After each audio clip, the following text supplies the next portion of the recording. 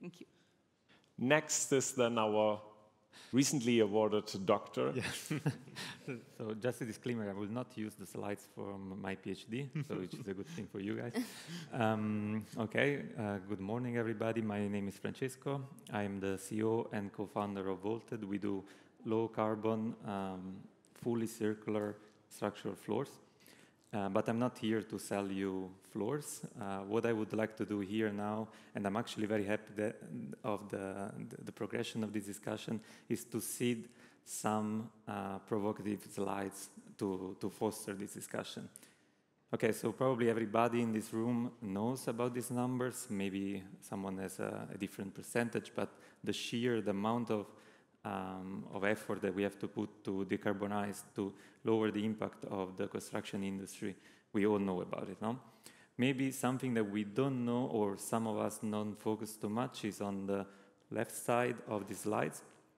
So on how much material the construction industry uses and how much waste we produce. So we tend to focus too much, on carbon emissions, but that's just half of the problem.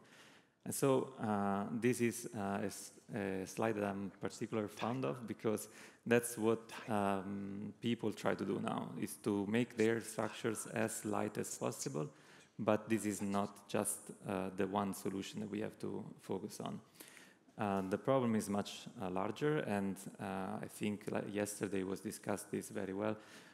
We should reduce the amount of material, we should reduce the waste that we do, but also we should prolong the life of our structures, create structures that can be reused and easily recycled, and foster better circular streams. Probably this is the slides, the most provocative slides that I wanted to put, because this is a conference based on future, but what I'm suggesting here is to actually look at the past. Because in masonry structures, in masonry construction, all these problems, the prolong, the reuse, the recycle, they were core of those designs. The master builders of before, they had other problems, not CO2 emissions, but for sure they had the need of reducing the amount of material, improve productivity, and so they incorporated all these aspects in their designs. Of course, future, it's important, progress, technology. We developed computational tools to harness the power of structural geometry, of using these lessons from the past, and we condensed that in the Riemann floor system. This is a structural floor, completely unreinforced, so there is no commission of materials. The only reinforcement is on the side. It's completely separated from concrete, and actually this is nice in integration what was presented before, because yes, it's very nice to have all these robots that do our work for us, but it's actually nicer if you don't need to put the reinforcement at all in our structures.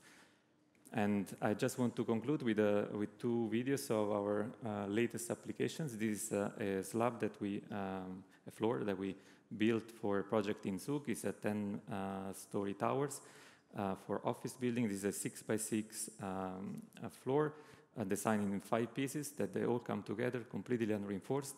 They can be assembled and disassembled, so they can be reused, recycled, because there is no commission of material. And another one is a project in Belgium. Similar concept, similar design, but this time is a 10 by 10 meter span, just to show that you're not limited to very small applications, but you actually can go quite far with this system. Basically, this is it, and I hope that I can basically foster a little bit the discussion. Thank you very much. Wonderful. Thank you very much, Ranaudo.